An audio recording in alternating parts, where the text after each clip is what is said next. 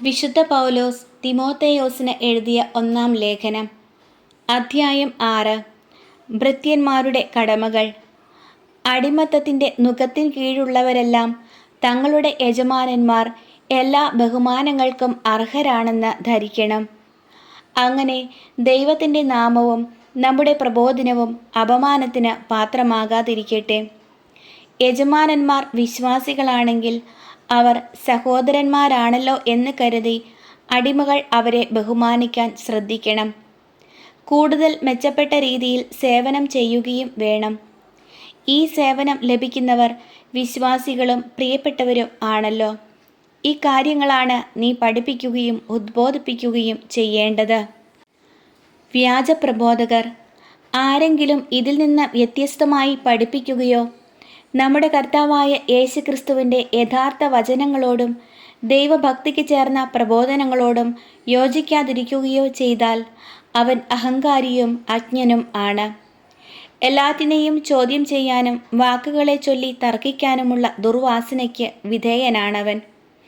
ഇതിൽ നിന്ന് അസൂയയും വഴക്കും അപവാദവും ദുസ്സംശയങ്ങളും ഉണ്ടാകുന്നു. ദുഷിച്ച മനസ്സുള്ളവരും സത്യബോധമില്ലാത്തവരും ദൈവഭക്തി ധനലാഭത്തിനുള്ള മാർഗമാണെന്ന് കരുതുന്നവരുമായ മനുഷ്യർ തമ്മിലുള്ള തുടർച്ചയായ വാദകോലാഹലങ്ങളും ഇതിൻ്റെ ഫലമത്രേ. ഉള്ളതുകൊണ്ട് തൃപ്തിപ്പെടുന്നവന് ദൈവഭക്തി വലിയൊരു നേട്ടമാണ്. കാരണം നാം ഈ ലോകത്തിലേക്ക് ഒന്നും കൊണ്ടുവന്നില്ല, ഇവിടെ നിന്ന് ഒന്നും കൊണ്ടുപോകാനും നമുക്ക് സാധിക്കുകയില്ല. ഭക്ഷണവും വസ്ത്രവുമുണ്ടെങ്കിൽ അതുകൊണ്ട് നമുക്ക് തൃപ്തിപ്പെടാം. ധനവാന്മാരാകണമെന്ന് ആഗ്രഹിക്കുന്നവർ പ്രലോഭനത്തിലും കെണിയിലും മനുഷ്യനെ അധപതനത്തിലേക്കും നാശത്തിലേക്കും തള്ളിയിടുന്ന നിരവധി വ്യാമോഹങ്ങളിലേക്കും നിബദിക്കുന്നു. എന്തെന്നാൽ ധനമോഹമാണ് എല്ലാ തിന്മകളുടെയും അടിസ്ഥാന കാരണം. ധനമോഹത്തിലൂടെ പലരും വിശ്വാസത്തിൽ നിന്ന് വ്യതിചലിച്ചു പോകാനും ഒട്ടേറെ വ്യഥകളാൽ തങ്ങളെ തന്നെ മുറിപ്പെടുത്താനും ഇടയായിട്ടുണ്ട്. വിശ്വാസിയുടെ പോരാട്ടം. എന്നാൽ ദൈവിക മനുഷ്യനായ നീ ഇവയിൽ നിന്ന് ഓടിയകലണം. നീതി, ദൈവഭക്തി, വിശ്വാസം, സ്നേഹം, സ്ഥിരത, സൗമ്യത എന്നിവയെ ഉന്നം വയ്ക്കുക. വിശ്വാസത്തിൻ്റെ നല്ല പോരാട്ടം നടത്തുകയും നിത്യജീവനെ മുറുകെ പിടിക്കുകയും ചെയ്യുക. ഇതിലേക്കാണല്ലോ നീ വിളിക്കപ്പെട്ടിരിക്കുന്നത്. അനേകം സാക്ഷികളുടെ മുൻപാകെ നീ ഇത് ദൃഢമായി ഏറ്റുപറഞ്ഞിട്ടുള്ളതാണല്ലോ.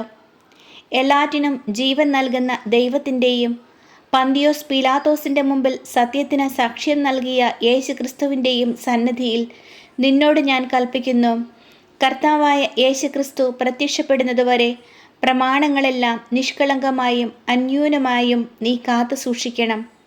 വാഴ്ത്തപ്പെട്ടവനും ഏക പരമാധികാരിയും രാജാക്കന്മാരുടെ രാജാവും പ്രഭുക്കളുടെ പ്രഭുവുമായ ദൈവം യഥാകാലം ഇത് വെളിപ്പെടുത്തി തരും.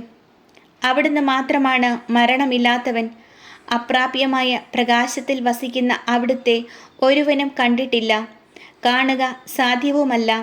സ്തുതിയും അനന്തമായ ആധിപത്യവും അവിടുത്തേക്കുള്ളതാണ്. ആമേൻ. ഈ ലോകത്തിലെ ധനവാന്മാരോട് ഔദ്ധത്യം ഉപേക്ഷിക്കാനും തങ്ങളുടെ പ്രതീക്ഷകൾ അനിശ്ചിതമായ സമ്പത്തിൽ വയ്ക്കാതെ അവയെല്ലാം നമുക്ക് അനുഭവിക്കാൻ വേണ്ടി ധാരാളമായി നൽകിയിട്ടുള്ള ദൈവത്തിൽ അർപ്പിക്കാനും നീ ഉദ്ബോധിപ്പിക്കുക. അവർ നന്മ ചെയ്യണം, സൽപ്രവർത്തികളിൽ സമ്പന്നരും വിശാല മനസ്കരും ഉദാരമതികളും ആയിരിക്കുകയും വേണം. അങ്ങനെ യഥാർത്ഥ ജീവൻ അവകാശമാക്കുന്നതിന് അവർ തങ്ങളുടെ ഭാവിക്ക് ഭദ്രമായ അടിത്തറ പണിയട്ടെ. അല്ലയോ തിമോഥെയോസേ, നിന്നെ ഭരമേൽപ്പിച്ചിട്ടുള്ളത് നീ കാത്തു സൂക്ഷിക്കുക. അധാർമികമായ വ്യർത്ഥ ഭാഷണത്തിൽ നിന്നും വിജ്ഞാനാഭാസത്തിൻ്റെ വൈരുദ്ധ്യങ്ങളിൽ നിന്നും ഒഴിഞ്ഞു മാറുക. ഇവയെ അംഗീകരിക്കുക മൂലം ചിലർ വിശ്വാസത്തിൽ നിന്ന് തീർത്തും അകന്നു പോയിട്ടുണ്ട്. ദൈവത്തിൻ്റെ കൃപ നിന്നോട് കൂടെ ഉണ്ടായിരിക്കട്ടെ.